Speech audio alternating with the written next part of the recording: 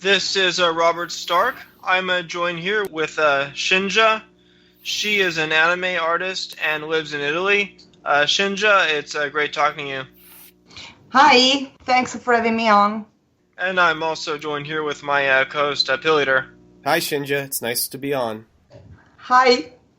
Shinja, can you talk about your background as an artist? How long have you been doing work? And how did you get into anime? As my mother used to say, I learned first to draw and then to how to write. So the drawing media has always been my favorite meaning of communication with people, you can say. Despite that, I made different choices for my studies, but my art has always been the core of my life. And 7 years ago, I decided that my art deserved the first place in my life, and I made the choice to make it my job, my first income.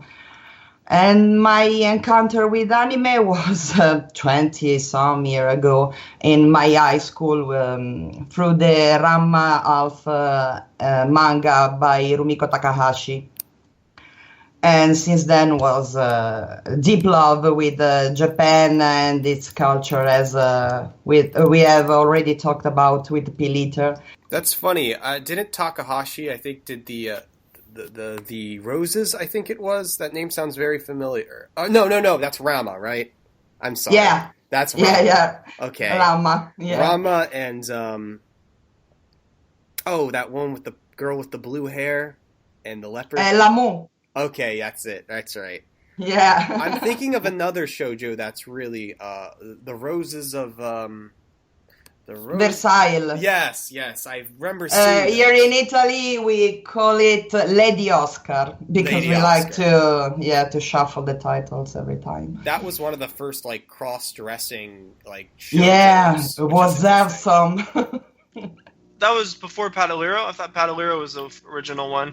That too. I think actually Minio Maya was influenced by Lady Oscar.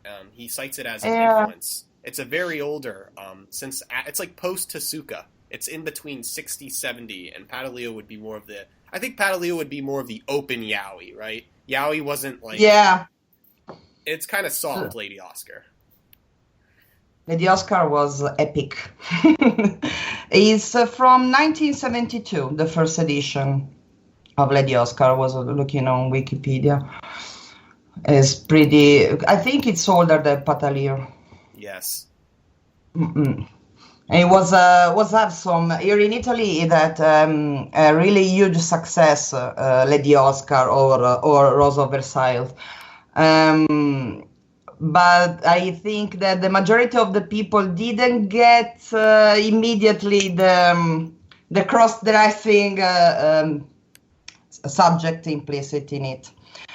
But it was really... It's an anime that you should review once an adult to fully understand it. It's I always get the last names mixed up. I always feel that there's another guy I really love.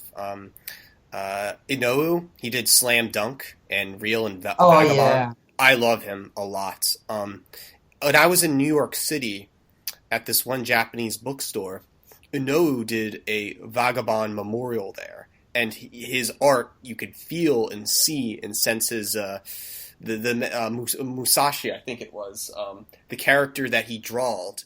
And there in New York City, it's amazing that once you see his art in front of you, it becomes almost real and very embracive, and how talented Inoue is at his art. And it seems to me that there are a lot of manga artists. You could say most of them are mediocre simply because the criticism is they draw the same style over and over again. But Inoue he really perfected the human form, especially in Vagabond and Real, which he does now. And I'm still a fan, and I love Inoue. And whenever a new issue of Real comes out, I have to read it online.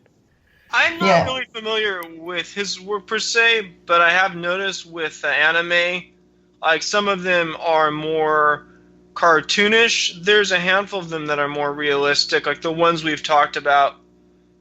Pilleater is more like cartoony, esoteric. Cartoony, esoteric. Mayo it's his own style, like this weird 2D Egyptian Art Nouveau, Beardsley kind of style that's uniquely his own. Compared to if you were to look at a random shoujo today and just pick it out of the bookstore, it looks like it's everyone's following a formula.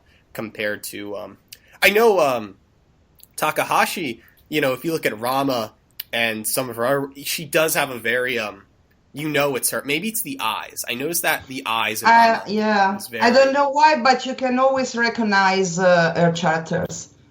There's something unique, even if it's not. You can say a really crafted style, or also respectful of the anatomy, because it's pretty mangish. Her style too, but you can always recognize her work. I know you're influenced by the Japanese manga artist. Yeah. What are your thoughts on the sort of influence by the Japanese artist of the European Art Nouveau style? You see that a lot in especially Pilleater, but also the poem "And the Wind and the Trees." Are you a fan of those Art Nouveau artists like Alphonse Mucha? I can appreciate the work, but it's not my cup of tea. I don't know. I'm pretty much a fan of the old style anime school, just like Rumiko Takahashi, and all the variation on the theme. The most recent style, I cannot find the same connection with those kind of art, because sometimes they can be more creative, just like the style you have talk about. But there's something, I don't know how to explain it. They look just too much studied, too much engineered in their aspect. I like the freshness and the spontaneity of the old school style of manga and anime creators. Besides manga and anime, which artist influenced you the most, including European artists as well? One above all, Caravaggio. Oh yeah, he was like an Italian Renaissance painter. Yeah. I looked up his work. Someone did a thing of one of his paintings, but they put on like a Hello Kitty panties on one of the women. You've seen that? Yeah, I've seen it. He was crazy, as a crazy person who killed someone in a fight. But I just love how he painted the shadows. He made the shadows the first subjects, the protagonist of each and every painting he made. And I was so lucky that some years ago, 10 years ago, I had the chance to go to an exhibit when there were exhibited some of the most famous of his paintings. I was about to have a Stendhal syndrome attack. They are huge and marvelous, and there's something you need to see with your eyes in reality. Your work also reminds me of the artist Trevor Brown. Are you a fan of his work? I'm now, because I had seen some of his work time ago, but unfortunately I could not remember his name, so I kind of lost track of his work. But now, thanks to Pilleater that also made that reference, I'm trying to find the word. I'm on time. I'm on schedule on his work now, and I'm binge watching everything I can find about him now. I have already found my favorite work of the 2015. That's the I Nazi girl that shot a selfie of herself in a bathroom. And I see that. I see That's that genius. I love this one. I He- love this one. I first found about Trevor Brown. I'm a huge fan of Juxtaposed Magazine, which is a lowbrow art magazine in the West Coast America scene. I loved it. I was subscribed to that when I was 14 up till I was 16, and I think his art was shown right next to another artist named Dave Cooper. And Dave Cooper, he's an art director now for the Nickelodeon cartoon show Pig, Goat, Banana, Cricket. However, Trevor Brown was much more on the radical side, as he was featured in Apocalypse Culture and some issues of Jim Goad's Answer Me, and he definitely has a very edgy style to it. But he's mostly associated with the band White House, and as well did an album cover for Venetian Snares. His art is fun. Was this the original White House back in the 80s? Yeah, yes. Well, he did the cover, I think it was 93, 95. I actually have one t-shirt. Most of his most prominent work is from the 90s. Yeah. I have that one 93 t-shirt of like that Japanese girl just holding the microphone thing. It says White House.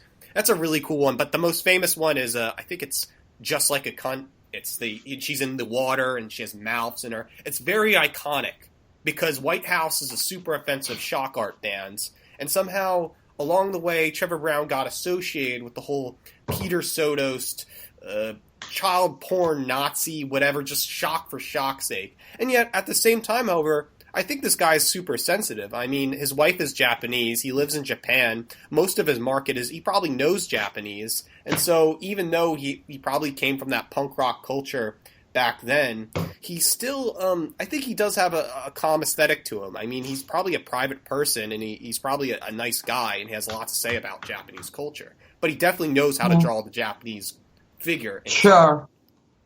And his yeah, I'm looking at some of them, like, it's a lot of shock art, like illustrations of young girls, and there's like Nazi imagery, a lot of, and sort of the hentai controversial themes, but it also has a very kind of surreal aesthetic to it. I even see a little bit of influence from like a Hieronymus Bosch and the surreal artist like Dolly. And he's also fascinated with like a lot of them with Alice in Wonderland, and I was wondering if like the Tim Burton film came out, like his aesthetic of that recent Tim Burton film looks like a Trevor Brown work. I never thought about that, but you're right. There's a resemblance. I mean, which Tim Burton film you're talking about? His recent Alice in Wonderland, and I didn't even see it, but just I've seen kind of the imagery from it, and it looks as if he got the kind of inspiration. Yeah, I mean, Brown is certainly an interesting figure. He probably thinks of things about putting.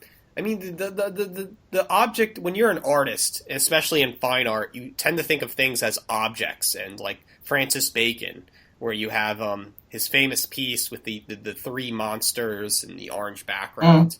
I think of Trevor Brown, he's almost teasing the audience, or at least we're observing his stuff, and they come from these surreal things where objects are in your mouth, and it's this way, a feeling he's trying to gravitate. I don't think it necessarily means he's into pedophilia or something like that. No. I think he loves Japanese culture a lot, and he probably associates himself with Japan. I think he also loves a lot humans and the body. I see this through his deconstruction of the human body when he made pieces like, what's the name? Anatomically Incorrect, where you can see different parts of the body. There's intestines and eyeballs and brain. It can look pretty horrifying, if you will, but there's such it's so precise. There's I don't know, a respectful way to draw the human body, even if deconstructed. There's a care, and you don't put that much care in something you don't respect. I don't know if I'm clear about what I'm saying. Yeah, I mean, if you're I know what you're saying, because like in pornography, someone does something maybe quote unquote degenerate just to make a quick buck. But if you're an artist, and you can obviously tell by his work, he puts a lot of work and passion into his art. Definitely. We discovered you through Prince of Queens, who's Yeah. a YouTuber who we've had on our show. Can you talk about your work you've done for the Prince of Queen, the anime you've done for him, and how you met him? I found him, I stumbled upon his channel while I was looking for further information about the presidential election and all the social justice warriors rumble you are having in your country. And I was immediately fascinated by his style, his voice, and the way he crafts his content. I find him really entertaining and enriching. Every time I listen to him, I watch his video, I find I learn something. I just really enjoy his channel.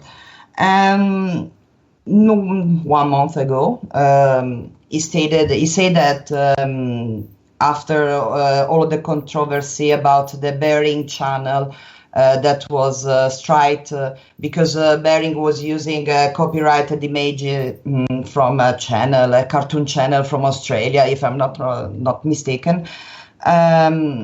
He made a shout out. He requested to the fan of this channel to try to draw some fan art in order to replace his original image that was inspired by the Chucky doll. And he was rightfully so scared to be struck by if he was continuing to use that copyright images. So that Chucky doll that Prince of Queen uses, that's not from the original film. It's not? That was Glenn, I think. It was from Seeds of Chucky, which is the son of Chucky and his wife. No, I mean, I thought you were saying there was an illustrator who did that, because I thought it was from that. Oh, it is from the film. Yeah, use a screenshot. Yeah. Pretty much. He made a little list of the characteristics, the features that the fan art must have, and I tried to draw my version of Prince of Queens. And my version was with the beard, with the crown, with the eyeglasses. And my little touch, my Shinja touch, was adding a background poker card with the queen seeds on the corner to state that is the Prince of Queens. And he enjoyed it, he used it. I made a series of 6 images to make just kind of a little progressive animation to help him construct his videos.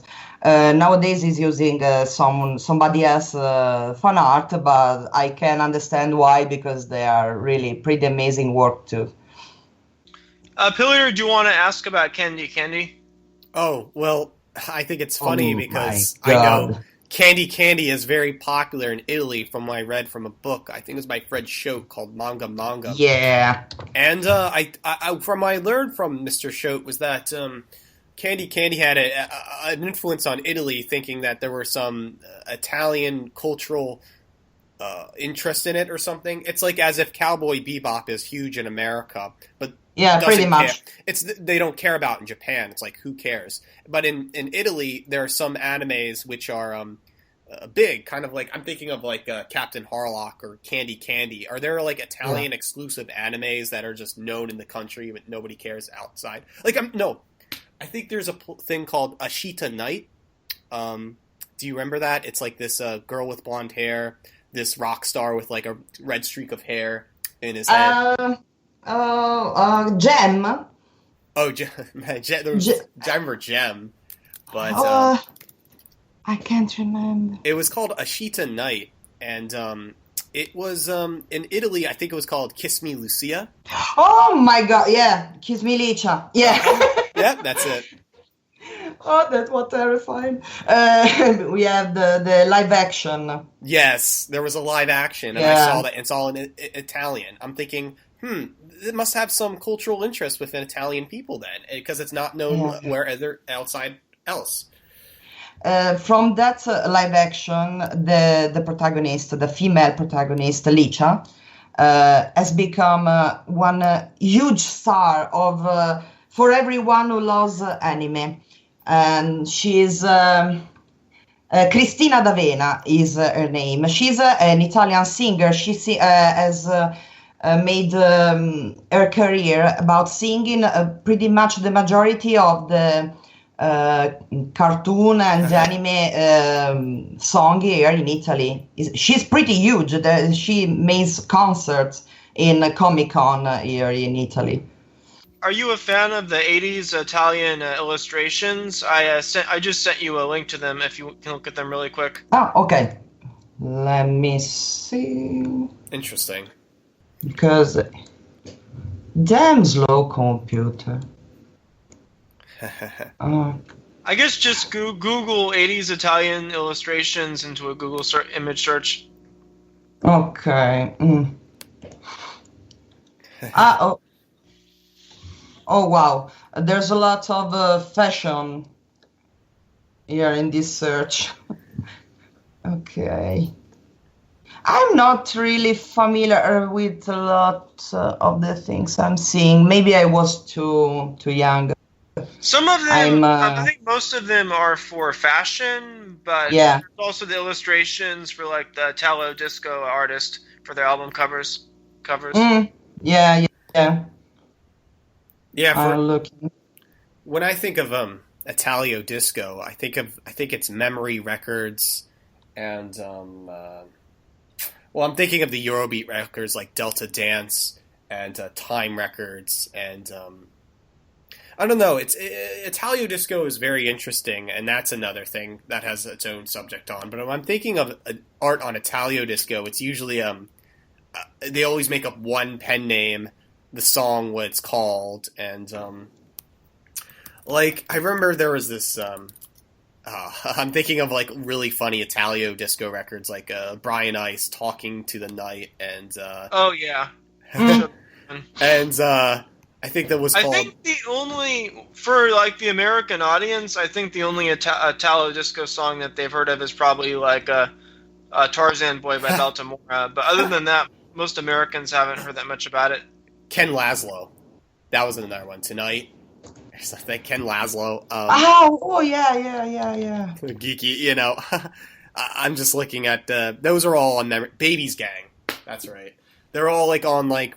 these are all on Memory Records. And then there's Chatelet, which has online following because Chatelet was this original Italo disco song from like the mid-'80s. But there's this whole like online meme, I'm sure you're familiar with it, like Pepe the Frog. And the band is actually called Pepe, and the album cover says Pepe. It has a actual frog on it from the 80s, so it's become this big, this big online sensation, this original Italo disco song from the 80s. I didn't know that. Me neither, and I thought it was made today. And it actually was just... you've heard that. Yeah, you've heard that song. So the lyrics... Our lyrics are in Italian, but there's English translations of it. It's called Pepe and Chaladay, and it's like there's a frog on it. It's just such a big coincidence. Pepe. I want to see the lyrics because they are in Italian, but I am not familiar with. I found the lyric. I found the lyrics. I'll send it to. Thanks a lot. I sent the lyrics to Shinja. Oh my god. Okay. I'm having a great time reading the lyrics because there are a lot of big words. It's pretty fantastic. Yeah. What's it about? I will surely listen to it. It's like a dance song, and it just goes... That's the funny thing, because it's a dance song with a pretty poetic lyric. It's a kind of strange combination. Interesting. That is... hold on. Yes. I think we have lost Robert. Yeah. There was Robert there? The power of esoteric tech hacked into Robert Stark's computer. Meanwhile, he was able to get back on. So, what happened, Pilleater, is when I clicked on that video, it crashed my computer, so I had to restart. Were you... We noticed you were gone, and we thought Pepe destroyed your computer. Yeah. Shinja, did you listen to the song while I was gone? Yeah, I was enjoying it. So, Shinja, did you get a chance to listen to that song, Shadowley? Yeah, I was listening to it, and it's pretty funny. It's also a lot nostalgic in the sounds. It's pretty much an 80s, really 80s Italian sound. I didn't know it, but I'm really happy to have discovered this song today. I'm also enjoying the lyrics because they are so They're real. very esoteric, yeah. Yeah. I mean, I don't understand Italian, but I've read the English translations. They're like cosmic realities. Yeah. The translation is pretty spot on. And so it's the power in Italian. In Italian, there's another sound to it, but the translation is right. I was saying it's the power of Keck coming through. Yeah. It's awesome. I do want to get your thoughts on Italian politics. We interviewed the Prince of Queens, and he has this kind of loosely affiliated movement called the alt-left, but I know there is this big political party in Italy called the Five Star Movement, and I was looking over their political ideology, and it does remind me a lot of the alt-left. Are you a supporter of the Five Star Movement? I used to be. In the first, when they first came out, maybe because the stand-up comedian that founded it, Beppe Grillo, exactly, is a pretty famous stand-up comedian here in Italy. And I used to be a fan of his works. And when he started this Movimento 5 Stelle, that is a five-star movement, a lot of people were enthusiastic about, because it was the first time that a movement since the 70s, and then there was a movement made by the people for the people. I don't know. Right now, I'm pretty much confused about them, because they look like they switch around their position.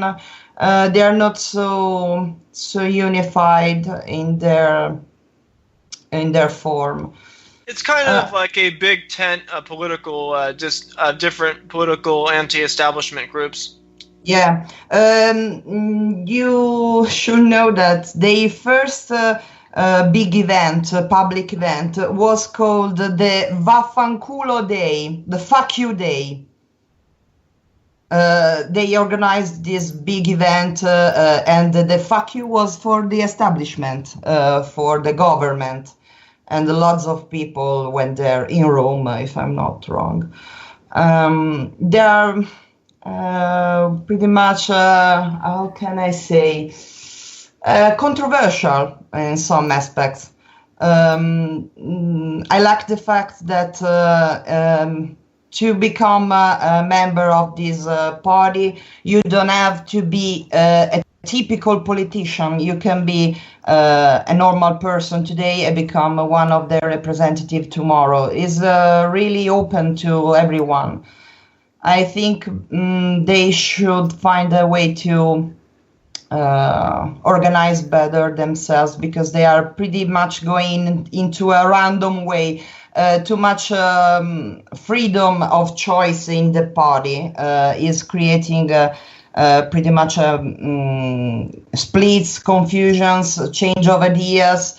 They are a little bit weakened right now, also because the politics in Italy are pretty much a mess. That's kind of the dilemma with politics. If you have a group with a very rigid set of beliefs, then you narrow your audience. But if you have like a big tent movement, then you appeal to more people. But that also leads to infighting, and we see that a lot with these different political groups we talk about in this country as well. Exactly. Too much choice or too less choice. There's no right way to do it, especially in Italy. The politics here in Italy are pretty much kind of fashion.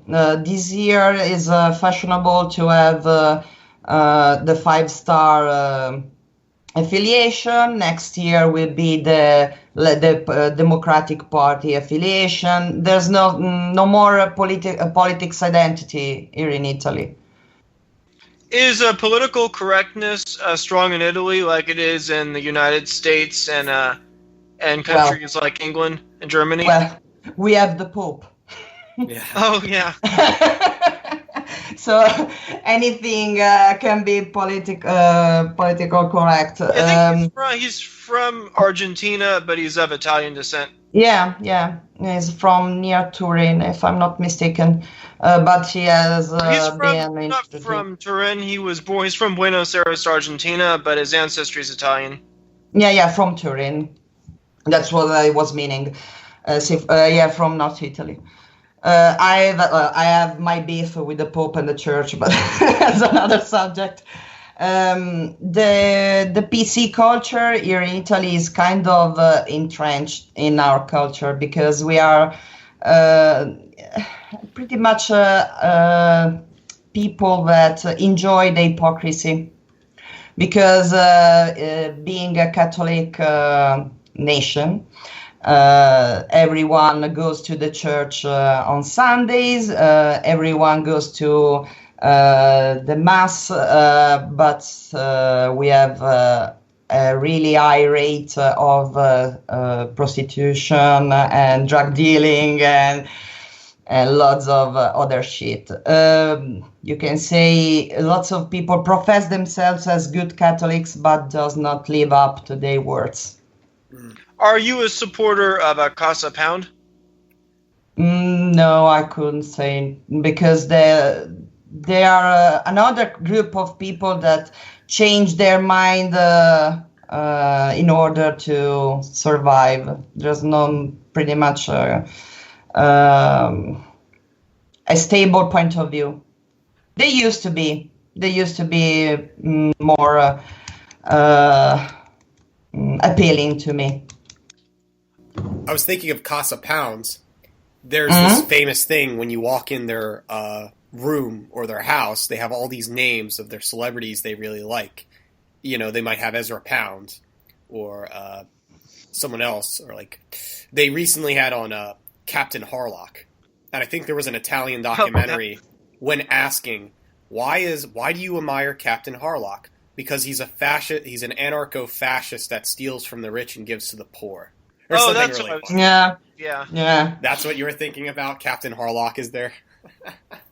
That's an interesting connection, though, because it shows you that... And there's merchandise on the Casa Pound website and radio where they show Harlock in, like, this black and white stencil, like, street punk uniform, which I think it's very appealing. Oh, really? Yeah, I think it's on the Casa Pound website. They have some Captain Harlock. It says, join Casa Pound or something. And it's like, you want to join so you can be a space pirate, you know? My observation with like Italian and European politics is there's more political kind of fusionism. In America, there's been this notion that you're either a liberal Democrat who's politically correct and supports open borders and all that SJW stuff, or you're like this Republican who watches Fox News and who's a warmonger and wants to destroy the environment. But I think things are starting to change. And I think like younger people are more open to new ideas, but I do notice the more trends of like political fusionism in European politics. Yeah, it's more political confusion because there are too many parties right now, especially in Italy. Because there's no they are not able to find a cohesion. And every time there's something there they are not in accord about, they just split and create another party. You can go to the poll to vote and find yourself with a ticket with about 20 party, and half of them are never made it to the news because somebody decided to found one. Is the Forza Nuevo a major party? Forza Nuova, yeah, pretty big party. The major party right now is the Democratic Party. What are your thoughts on Forza Nuevo and Roberto Fiore? Roberto? Sorry, go again. I didn't. What are your thoughts? Are you a supporter of Forza Nuevo?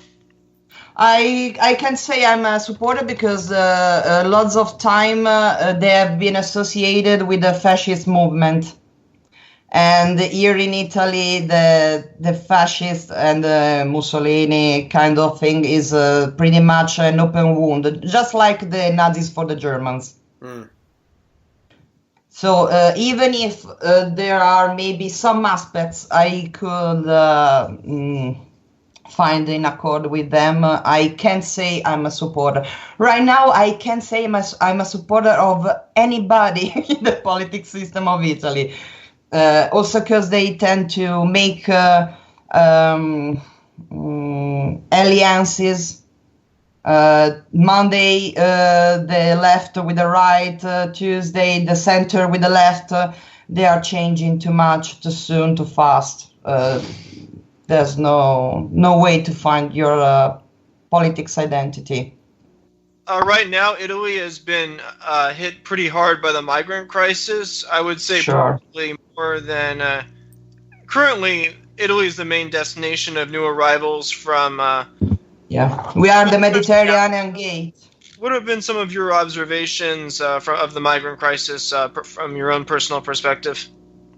The migrant crisis is going on from 20 years, to be honest. Because it started... Yeah, but it's accelerated like the last couple. Right. Yeah, in the last 2-3 years, is become a tragedy. Not only because for those poor people, because they are also migrants, but there are lots of poor people that are escaping from war, from misery. But the Italian government and the European Union are pretty much incapable of organizing that. We have been, quote unquote, invaded by migrants with riots in the center where they have been hosted. There's been a lot of confusion. In my vision, it's not a good way to organize these things. I don't think we are in the same line of danger as Germany, because there the problem is pretty much rampant. But we have already tasted the problem in first person, because we had a crime raised too. What part of Italy are you in, or would you rather not disclose that? North Italy, near Milan. Northern Italy.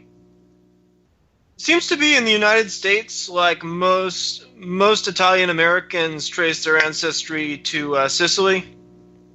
I have no difficulty on believing that. Are there kind of like regional rivalries between northern and southern Italy? Oh, you bet there are. Italy is not a united country. Despite we have a unique name, we are not united. The north looks down to the south. The south cries the victim status. The center is swing up and down depending on the situation. Everybody hates Rome, and the government is pretty much a mess. I think it's also because I think that's pretty much at the same time beautiful and horrifying about my country. We have so much cultural diversity in our country. This long history of different invasions and different cultural influences. Like Sure. Northern Italy has a Germanic influence to a degree. Yeah. And I know Sicily also has a kind of, they were colonized by the Arabs, so there is a little bit of sure. influence. Yeah, and you can see the difference still now. On your previous podcast, you talked about the Chinese people in Italy. Can you talk about that?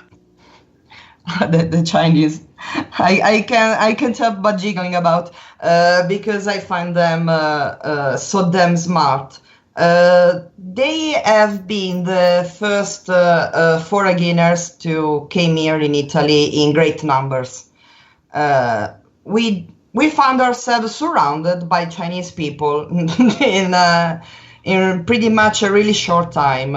But the main difference between the Chinese arrival and the other cultures arrival in Italy is that the Chinese arrival has been silent, kind of like ninjas, because they've come here and tried to integrate in the Italian system in their own special way. But it's really, really, really rare to hear from an Italian that the Chinese are a problem. The only real problem with the Chinese is that their way to conduct their business is pretty much killing a great deal of Italian businesses because they are smart. With the migrant crisis from Africa and the Middle East, that's a big problem with the crime and terrorism. People coming in from China, for the most part, those people coming in, they're law-abiding and they're not going to cause problems. Absolutely not. But if at the same time, if 50 million Chinese people came into Italy, it wouldn't be Italy anymore. It would change the country. Absolutely. No. I think it was Greg Johnson who said, the Chinese will preserve a Western civilization in a wax museum. Yeah. You later remember you said that? The postmodern, I always say that, it's the postmodern wax museum ideal where, I think Richard Lynn said this too at an American Renaissance conference in 2011, saying that if Western civilization does not preserve, white people in the future, then it's obviously going to be China's duty to preserve the world. However, China could care less because they only want China to exist and everybody outside is just owned, China will be everybody else's landlord. Every single Chinese person exists in a country. They operate business in there, but don't care about the self-determination of any of those countries and all have loyalty back to China. So they'll preserve everything like a wax museum with a pulse. And so there's this folly among Western people that believe if Chinese people are going to rule the world, then obviously they're going to have Chinese values across the world. Not exactly. It's more like they won't care. Everything will be in a wax museum on display, and there'll just be more chaos. And so it really is a unique thing that Western people should fight back and have some preservation. Otherwise, things are going to be much more chaotic, dystopian, and like Blade Runner in the future. And Pilleater, your concept of Asian Aryanism, you say that you need Europeans and Asians. Would you say, let's say you have these places, there's cities in Southern California like Monterey Park in the San Gabriel Valley region, parts of the Silicon Valley like Cupertino and Vancouver, Canada. And I view those places more as they're like Chinese colonies, but I don't really view that as Asian Aryanism as Pilleater would advocate. I had a Chinese girlfriend that told me what's great about Chinese people is that if you were thinking in a random country, let's say Iraq or Iran, there's at least one Chinese colony there doing business and being very secret, like Jews in such a way. And so if Chinese exist in every country, they don't assimilate with the people and create this Chinese-French mix. No, there's just isolated Chinese people there, kind of like spies, and then having loyalties back to motherland China. And so that's what's happening. There's Chinese colonies in California and here in Philadelphia. Obviously, there's a Chinatown. It's just all Chinese. The other thing that's ironic about that with Chinese in Italy is in the United States, Chinatowns are always next to Little Italy. Little Italy. Yeah. San Francisco recently, like we have North Beach, which is the traditional Italian community, and then it's right next to Chinatown, and Chinatown is like gradually kind of creeping into Little Italy, but there's still a lot of Italian restaurants, and a lot of them are still run by Italian immigrants. If you go to San Francisco, like I know it. Here's the thing: if there's a Little Italy right next to a China, true in Philadelphia. I know it's true in New York. Is that in Philadelphia as well? Yeah. There's the famous cheesesteak places, Pat's and Gino's, the famous Reading Terminal Markets. Everything's there. The Liberty Bell. There is that Little Poland, right? I've recently went to Little Poland to do business, and it's all Polish people from Poland that don't speak English, but they fly American flags and say they're American, yet that's really suspicious, right? They don't know. That's strange. It is. It's funny. I don't know how the Polish got in. It's like there's a Little Poland center in Philadelphia. It's really cool, but for the Chinatown part, it is definitely a gated community, and it's like this. They have their own wall of China around Chinatown, and once you enter it, you're in a little Chinese borough. The funny part is, if it is right next to the Terminal Market or the Trocadero Street, the thing is, whites will collide with them. And so let's say you have Chinese girls that are more Americanized and they just don't like their parents, then obviously those white males who can't stand their white feminist punk tattoo piercing women that don't want to be mothers, they'll just gravitate towards these Chinese women and then create this pan-white Asian thing that's happening where the term is whitewashed, where they're trying to whitewash Chinese and therefore like white on the inside. No, they're white on the inside, but they're Chinese on the outside. At the same time, however, they do only have traditions of Chinese if they belong in that race, but they show this new tradition, what Robert's talking about, what I call this Asian Aryan thing. They'll disagree. Mm-hmm. It sounds kind of radical, right? Asian Aryan, but it's the only way to determine that if white genocide is happening and it's real, then obviously all these white men that are falling for the multicultural game will all pick up these Chinese women and have half offsprings, half white, half Chinese offsprings, and then they're just going to uphold this Western civilization thing through being Happas, and so Asian Aryanism would put them on track, and it's kind of like this Plan B thing. But I think it's more. Oh yeah, because you get all these like right wing trolls like accusing you of like trying to like destroy the white race, but you're just saying like it's like Plan B. Yeah, I mean it's like I don't advocate racial mixing or the abolishment of the white race. I'm not Nul Agashev. I can't even pronounce his name.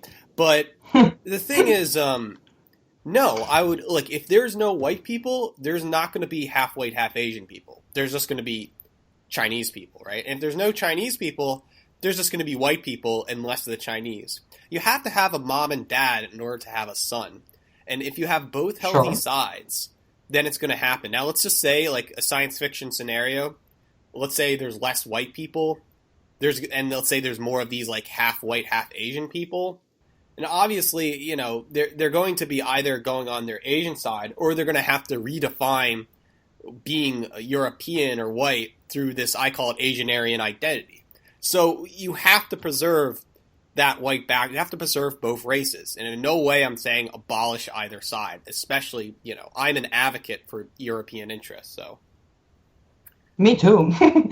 Here in Italy, you don't see lots of Italian and Chinese couples. There's no mixing with Chinese. I interviewed a while back when I was on Voice of Reason this nationalist political activist from Denmark, Daniel Carlson, and I asked him about the dynamics with like mixing between groups. And he said the most common thing is men from Denmark bringing back wives from Asia, and he saw it as a bad thing. But maybe Italy is a different. In Italy, it's more common to see an Italian woman married to an African descent man. Like the lots of converted to Islam.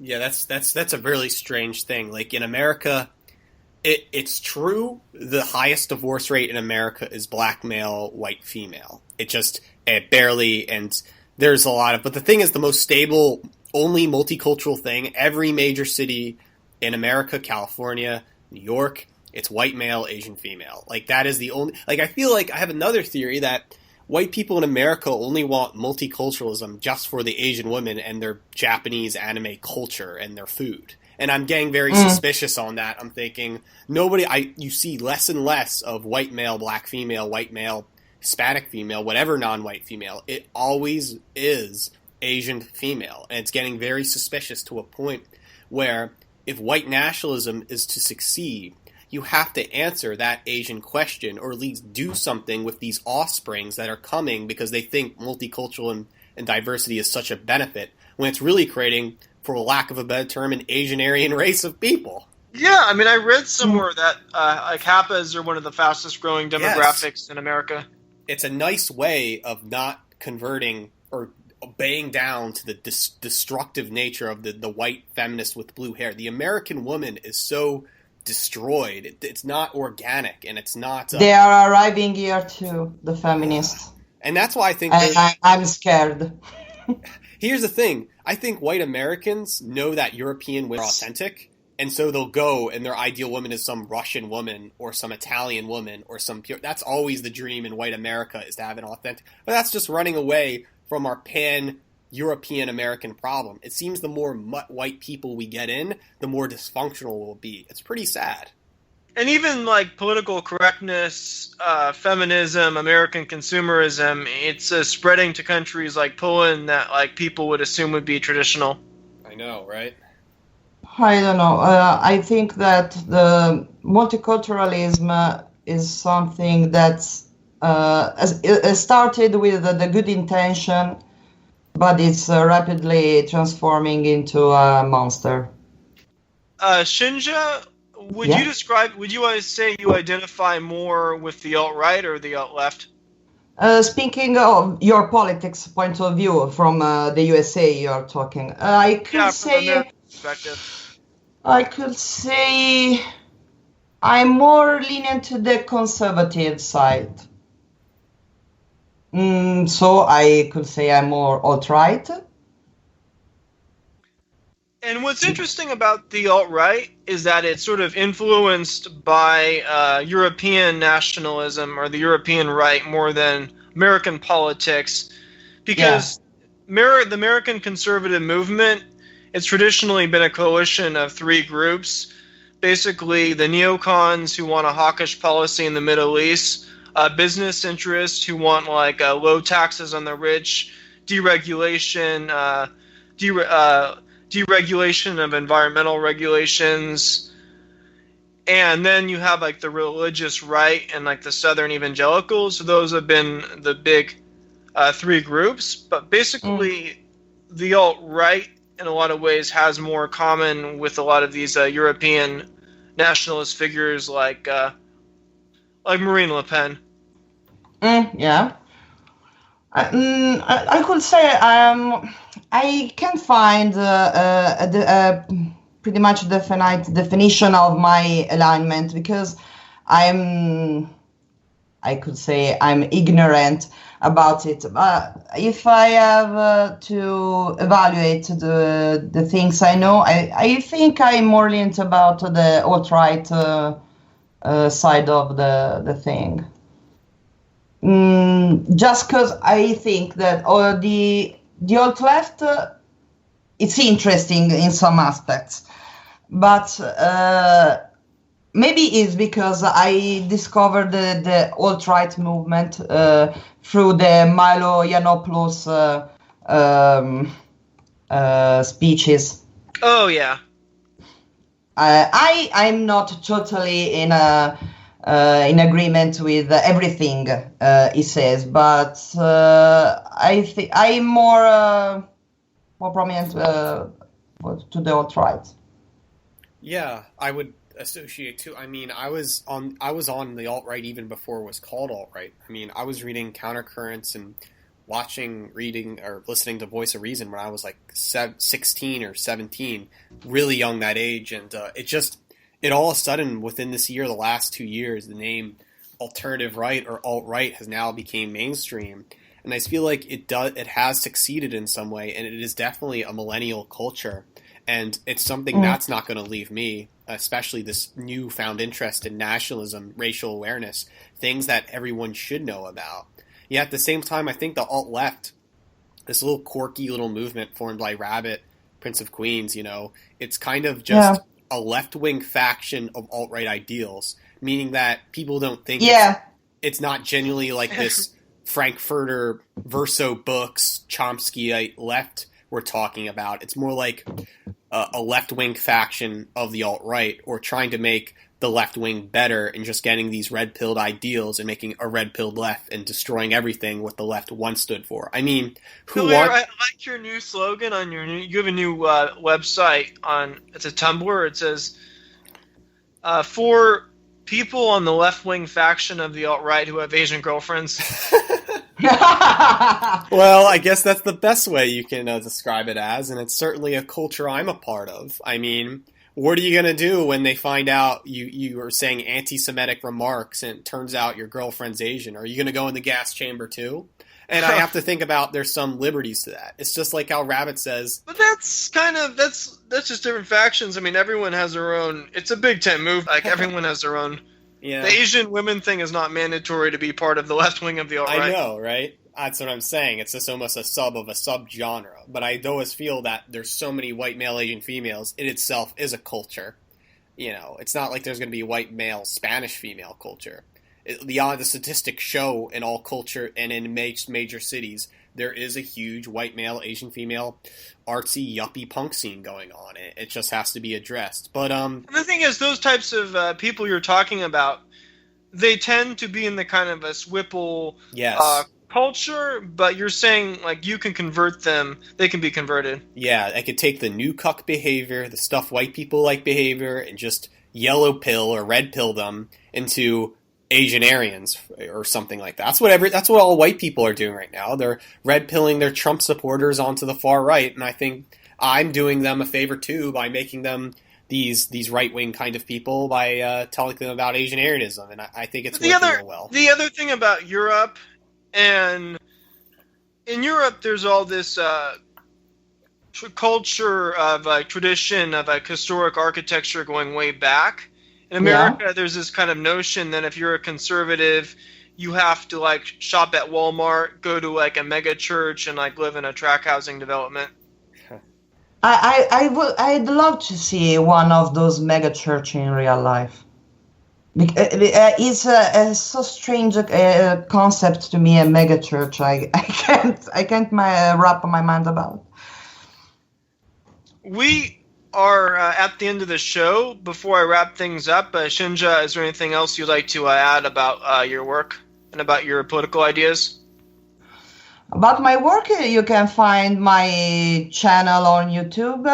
You can search for Shinja, Shinja, and I'm also on Facebook. And I started the 2017 production today after the holiday season. And about my political viewpoint, I'm really, really, really interested about what's going to happen in your country with the Trump presidential term, because I'm really interested. I'm curious, because it's been one of the funniest presidential elections I have ever seen in my life. So I'm curious, because you guys must know that everything that happens in America is bound to be felt here in Europe, especially in Italy too, because we are pretty much obsessed by the USA. So I'm really curious. Well, I'm proud I voted for Trump, so I don't care what anybody has to say about that. Huh. Well, yeah, especially in Pennsylvania, your vote counted. Yep. Shinja, it's been an excellent show. Thank you for being on. Thank you so much for having me on. And as I said the last time, please forgive me for my horrible English. That's okay. I hope to see you guys soon. Thanks, and also thanks, Pilleater. Thanks, Shinja, for being on. Bye. Thanks. Bye-bye. Ciao.